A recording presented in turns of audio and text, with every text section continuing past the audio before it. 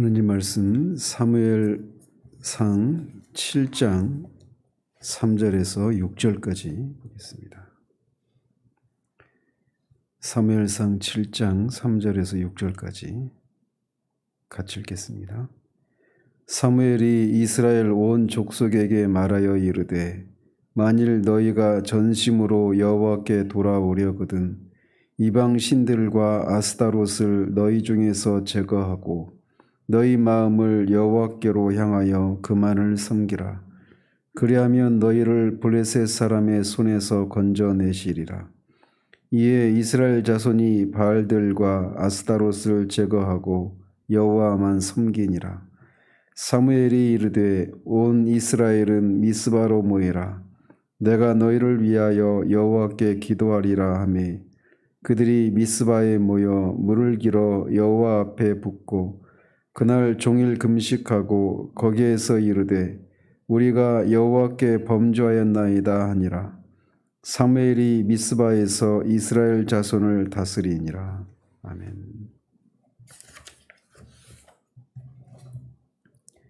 어제까지 해서 우리는 블레셋에 빼앗겼던 언약궤가 다시 벳세메스로 돌아왔다가 기럇 여아림으로 그렇게 들어가게 된 과정까지 살펴보았습니다. 이 언약궤 사무엘의 부모인 엘가나와 한나 이야기로 시작했던 얘기가 이제 사무엘로 그렇게 시작됐다가 4장부터 언약궤 얘기가 7장 2절까지 이어졌다가 이제 본격적으로 다시 이 사무엘에 대한 이야기로 그렇게 이야기가 다시 돌아가고 있습니다. 그래서 이제 사무엘이 이제 이스라엘의 최후의 사사이자 또 동시에 선지자와 제사장의 그런 사역까지 수행하게 된 그 사무엘이 이제 본격적으로 이스라엘의 지도자로 등극을 하면서 내적으로는 미스바 집회, 오늘 우리가 살피려고 하는 부분인 이 미스바 집회에서의 대대적인 그런 신앙개혁, 회개를 통한 종교개혁과 신앙개혁을 일으키고 외적으로는 이제 이방 블레셋을 평정해서 잠시나마 그런 평화시대가 도래하게 되는 그런 내용이 이제 7장에서부터 이 3절 이하에서부터 이렇게 전개가 됩니다. 그래서 오늘은 이 미스바에 있었던 회개 운동에 대해서 살펴보도록 합니다. 사무엘이 12살 때부터 이 성소에서의 공식적인 그런 봉사 직무를 수행해 왔던 그 사무엘에 대한 얘기가 3장에 기록되었다가 이제 4장에서 7장 2절까지 말씀드린 것처럼 이렇게 건너뛰고 이제 7장 3절에서부터 본격적으로 사무엘이 등장을 하는데 그 세월이 20년입니다. 그러니까 이 법궤를 빼앗기고 사무엘이 이제 그 섬기기 시작한 이후로 이제 종교 제도자로 이렇게 활동하기 시작한 때까지가 한 20년 정도의 세월이 흐른 뒤에 이제 백성들 앞에서 정치적으로 또 종교적인 그런 지도자로서의 활동을 시작을 합니다. 그는 이스라엘 온 족속을 향해 말하기를 만일 너희가 전심으로 여호와께 돌아오려거든 이방신들과 아스타롯을 너희 중에서 제거하고 너희 마음을 여호와께로 향하여 그만을 섬기라 이렇게 촉구를 합니다. 여기서 돌아오라 이런 얘기가 히브리어로 슈브라고 하는 단어인데 이 회개하다라고 하는 그런 뜻을 가리키고 있는 겁니다. 그래서 돌아오는 거예요. 회개는 돌아오는 겁니다. 그러니까 어딘가로 가지 말아야 될 곳에 갔다가 그 상태에서 원래 돌아야 될 곳으로 돌아오는 것. 이게 회개란 말이죠. 즉 이 말은 이스라엘이 지금 여호와께 돌아와야 하는 그런 상태에 있다라고 하는 것을 전제하고 있는 것이죠. 그런데 여호와께 돌아오되 전심으로 돌아오라 이렇게 말하고 있어서 이들이 여호와께 돌아오되 전 삶의 영역에 있어서 회개하고 그렇게 돌아오라고 말을 하고 있는 겁니다. 이제 하나님께서 이 너희 마음을 이렇게 여호와께로 돌아오라고 이렇게 말하고 있는 것을 통해서 이제 외적으로 하나님의 임재와 영광의 상징인 언약궤가 이스라엘에 돌아오고 나서 이제 이스라엘의 마음이 이제 여호와께로 돌아와야 되는 이런 것을 이제 하나님이 기대하고 계셔서 이렇게 사무엘을 통해 그런 말씀을 하시는 겁니다. 그러면서 사무엘은 이스라엘 백성들에게 회개에 대한 구체적인 방법을 제시하는데 이 두 가지를 제시합니다. 크게. 그래서 소극적인 측면에서 보자면 이방신들과 아스타롯을 그들 중에서 제거하라 라고 하는 겁니다. 여기서 이방신들이 누구인지 여기서는 구체적으로 나와 있지 않지만 뒤에 4절에 보면 바알들이라 이렇게 말을 하고 있어서 여기서 말하는 이방신들이 바알이라 이렇게 우리가 추정할 수가 있죠. 이 바알이라고 하는 이 신이 이 이스라엘에 항상 문제가 되는 신이 바알과 대표적인 신이 바알과 아스타롯이라고 하는 이 두 신인데, 먼저 바알이라고 하는 신은 만유의 주, 또 소유자 이런 뜻이 있습니다. 그래서 이 바알 신은 이 페니키아와 가나안 족속들의 최고의 남신이었습니다. 바알은 남신이었고 아스타롯은 가나안 지역의 사람들이 섬겼던 최고의 여신이었습니다. 그래서 이 바알은 생산력이라고 하는 그런 것을 상징하는 신이었고 아스타롯은 산출력을 상징하는 그런 여신이었습니다. 그래서 이 아스타롯이 아수르에서는 이시타르라고 하는 이름으로 섬겼고 헬라에서는 아프로디테라고 하는 이름으로 섬겼던 신이 바로 이 신입니다.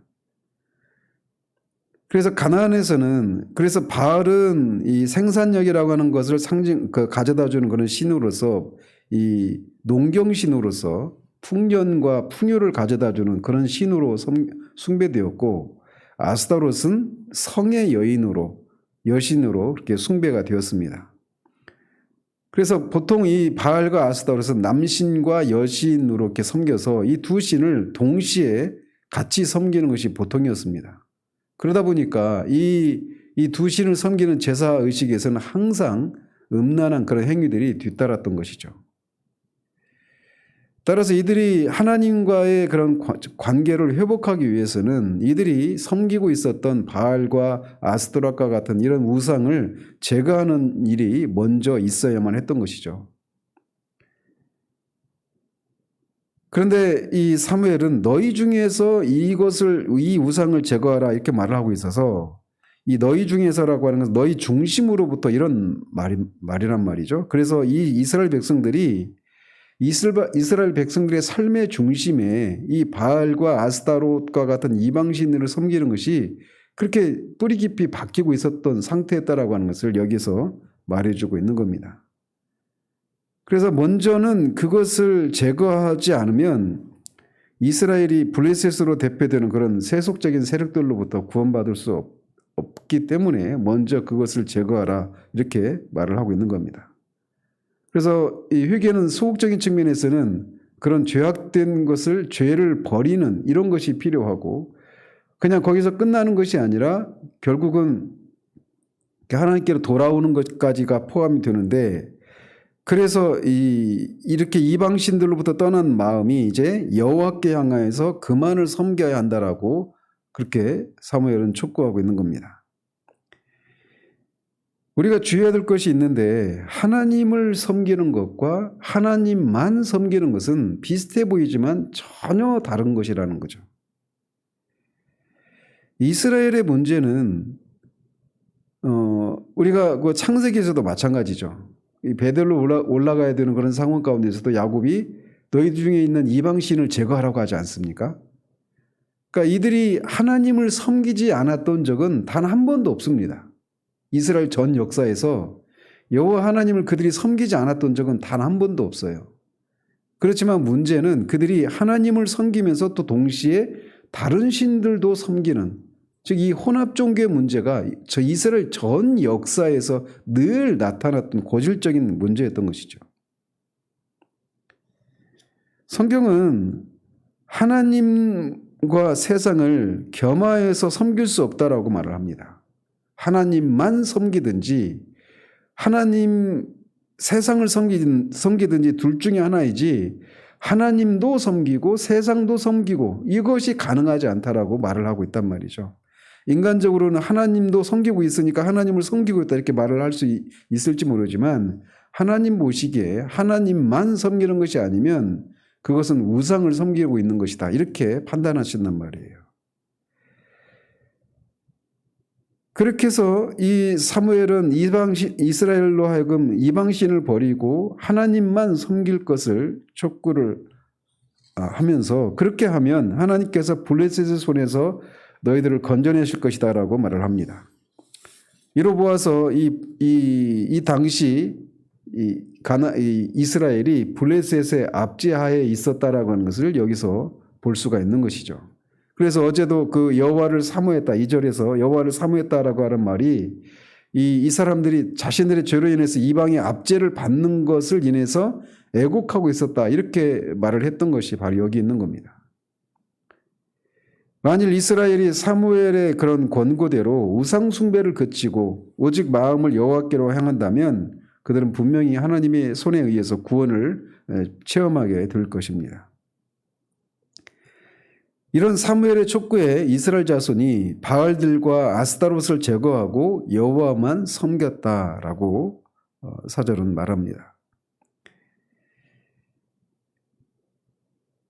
즉 이스라엘이 지금까지 앞에서도 방금 말씀드린 것처럼 여호와도 섬기면서 이 언약궤를 비록 그 제사를 모욕하는 일을 했지만 홈리와 비나스에 의해서 여전히 그렇게 제사를 드리고 여호와의 언약궤를 의지하고 하는 이런 여호와를 섬기는 이런 행위들이 분명히 있었지만 동시에 이렇게 또 이방신들을 섬기고 있었던 그런 상황이었던 겁니다.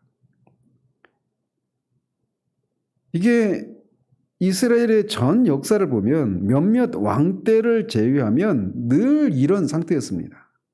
성경이 선한 왕이라고 평가하는 그런 몇몇 왕이 지리하는 그런 시대를 제외하고는 거의 대부분의 시기 동안 늘 이렇게 혼합종교의 형태를 띠고 있었던 거예요. 그리고 이런 것에 대해서 하나님은 너희들이 나를 향해서 언제 나에게 제사를 드린 적이 있느냐라고 그렇게 평가를 하신단 말이죠. 근데 이것은 우리들의 문제이기도 합니다. 우리가 신앙생활을 하면서 하나님을 섬기지 않았던 적은 없어요. 늘 하나님을 섬기고 있죠. 근데 문제는 하나님도 섬기면서 세상을 섬기는 거예요. 그 우상이 우리의 자식이 될 수도 있고 안락한 삶이 될 수도 있고 자기 영광을 취하는 그런 것이 될 수도 있는 거죠. 어떤 형식으로든지 말이죠. 그래서 늘 우리가 이 이스라엘의 이런 형상을 가진 그런 우상을 섬기는 이스라엘의 모습을 보면서 아니 어떻게 그런 놀라운 이적을 체험하고도 어떻게 그렇게 하나님도 섬기면서 또 이방신들을 섬길 수 있느냐 이렇게 말을 하는데 그게 바로 우리라는 거예요. 이에 사무엘은 온 이스라엘에게 미스바로 모이라라고 명령을 내립니다. 미스바라고 하는 단어가 망대라고 하는 뜻인데 미스바가 해발 780m 고지에 이렇게 자리하고 있었던 그런 산에 있는 그런 도시였기 때문에 이런 이름이 붙었다고 합니다. 그래서 오늘날은 여기가 예루살렘에서 북서쪽으로 한 8km 떨어져 있는 네비 사뮬이라고 하는 그런 도시로 이렇게 추정을 하고 있는데 여기가 이스라엘의 중심에 해당되는 거예요. 그래서 백성들이 모이기 쉬운 그런 곳이어서 그렇게 이스라엘 그런 중앙부에 위치한 미스바의 모이라고 말을 합니다. 미스바의 모이라고 한 것은 두 가지죠. 하나는 이제 이 5절 6절에서 나오고 있는 6절에 나와 있는 것처럼 하나님과 이스라엘 백성들과의 그런 회개를 통해서 하나님과 이스라엘 백성들과의 언약 관계를 다시 재정립하기 위한 이런 것 하나와 이제 내일 살피게 될 이 블레셋의 압제에서 벗어나기 위해서 블레셋과 그런 전쟁을 하기 위한 이런 두 가지 목적 때문에 미스바로 모이라고 촉구를 한 겁니다. 그러면서 사무엘은 그렇게 미스바에 온 이스라엘이 모이면 자신이 그들을 위해서 기도하겠다라고 말을 합니다. 그래서 사무엘은 이제 이스라엘 전체를 위한 중보자로서의 그런 기도를 하겠다라고 말을 하고 있는 것이죠. 이것은 마치 출애굽기에서 이 모세가 이스라엘 전체를 대표해서 그렇게 하나님 앞에 중보하는 그런 사람의 역할을 했던 것처럼 사무엘도 지금 그런 일을 한다라고 말을 하고 있는 거예요. 그래서 실제로 이 구약에서 보면 모세와 사무엘만 하나님이 사사와 그런 사사로서 또 선지자로서 제사장으로서 이런 세 가지 직분을 동시에 행하는 그런 사람으로서 하나님 앞에 이스라엘 백성 전체를 대표한 그런 중보자로서의 그런 기도자로 인정하시는 모습을 우리가 볼 수가 있습니다. 그래서 예레미야 15장 1절에서도 모세와 함께 사무엘 이름을 언급하고 있는 겁니다.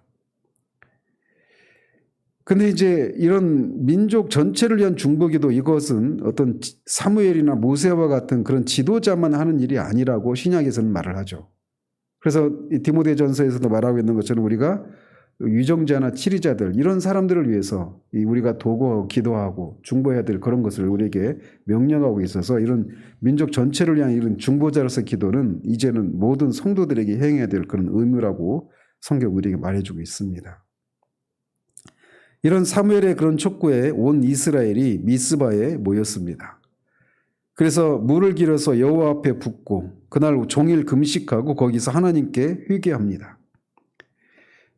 여호와 앞에 물을 붓는다라고 하는 것이 어떤 행위인지 정확하게 나와 있지는 않지만, 문맥상 보면 이 물을 붓는 행위는 자신들의 죄를 회개하는 것과 관련된 그런 행위라고 우리가 유추해 볼 수가 있습니다. 그리고 즉 자신들의 죄를 사함받기 위해서 물을 붓고 금식을 하고 자신들이 하나님께 죄를 범했다고 고백하며 그날을 그렇게 회개를 하는 그런 미스바에서의 대대적인 회개 운동이 여기서 벌어지게 됩니다. 그리고 나서 사무엘은 미스바에서 이스라엘 자손을 본격적으로 다스리기 시작합니다. 여기서 다스린다라고 하는 것이 재판한다 이런 뜻인데, 이 사사기가, 쉐페림이라고 하는 단어가 사사기가 이 재판관 이런 뜻이 있지 않습니까? 그러니까 사무엘이 정식으로 이렇게 사사에 등극하는 거예요. 그래서 이게 사사기의 패턴과 똑같죠. 이스라엘 백성들이 죄를 지으면 하나님이 이방에 의해서 그들을 압제하고, 그런 압제에 시달리다가 이스라엘이 하나님 앞에 자신들의 죄를 고백하고 고통을 호소하면, 구원을 호소하면 하나님이 사사를 세우셔서 그들을 구원하시는 이 패턴처럼, 이 바알과 아스타롯을 섬기고 있었던 이 이스라엘의 죄를 인해서 하나님이 심판하고 블레셋의 압제를 받고 있는 그런 상황 가운데 그들이 애곡하자 하나님이 이 최후의 사사인 사무엘을 세우셔서 그들을 이제 블레셋의 손에서 구원하시는 이런 장면이 여기서 이제 마지막으로 이렇게 등장하고 있는 것을 보게 됩니다. 결국 이렇게 미스바에서의 회개 운동은 대제사장 엘리의 죽음 이후에 그런 특별한 영적인 지도자가 없이, 그렇게 사사시대의 그 대표적인 표현인 것처럼 왕이 없음으로 그 백성이, 이스라엘이 자기 마음에 오른 대로, 자기 소견에 오른 대로 이렇게 행했던 그런 삶을 살았던 그런 이스라엘 백성들을 이제 돌이켜서 하나님의 말씀에 순종하게 하는 그런 그 일을 하기 위해서 이 사무엘이 영적인 지도자로 이렇게 인정받게 되는 사건이 미스바에서의 회개 운동이라고 할 수가 있습니다. 이제 이렇게 하나님께서 사무엘을 이스라엘 백성의 지도자로 세우심으로써 이스라엘에 임했던 이런 영적인 암울함이 거두어지기 시작을 합니다.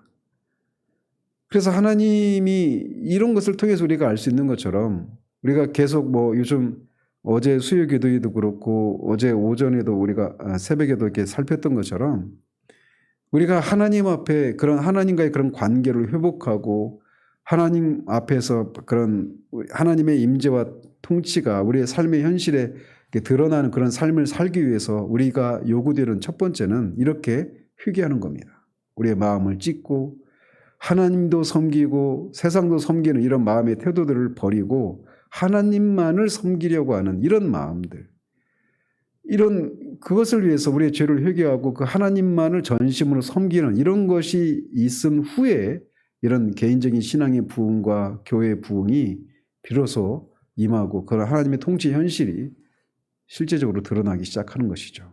이 아침에도 우리가 정말 우리 자신을 정직하게 돌아보면서 하나님을 섬기고 있지만 하나님도 섬기고 세상도 섬기고 있는 것은 아닌지 우리가 돌아보며 우리의 죄를 회개하고 또 하나님만을 전심으로 섬기고자 하는 그런 마음이 새롭게 되는 은혜가 있기를 바랍니다. 기도하겠습니다. 하나님 아버지, 이 하나님의 오랜 그런 징계 끝에 이스라엘 백성들이 이방의 압제에 의해서 애곡하는 가운데 하나님이 사무엘이라고 하는 이 지도자를 세우셔서 당신의 백성들을 구원하시는 이런 장면을 준비하시는 장면을 우리가 살펴보았습니다. 하나님의 백성임에도 불구하고 그들이 하나님을 섬기면서 또 동시에 이방신도 섬기고 있는 이런 모습을 보게 됩니다. 그들처럼 우리도 얼마나 자주 하나님도 섬기고 세상도 섬기는 그런 신앙의 모습을 보이는 경우들이 얼마나 많이 있는지요. 이들이 미스바에 모여서 그 죄를 하나님 앞에 회개하고 그 모든 이방신들을 다 제거하고 여호와 하나님만을 섬기는 그런 일들이 있었던 것처럼 우리에게도 그런 대대적인 그런 각성과 회개 역사가 우리 개인들에게, 교회들에게 임할 수 있게 되기를 소원합니다. 그래서 정말 교회가 하나님이 통치하시는 신적인 기관임을 드러내는 일들이 시작될 수 있는 은혜를 허락해 주시기를 원합니다. 예수 그리스도 이름으로 기도합니다. 아멘.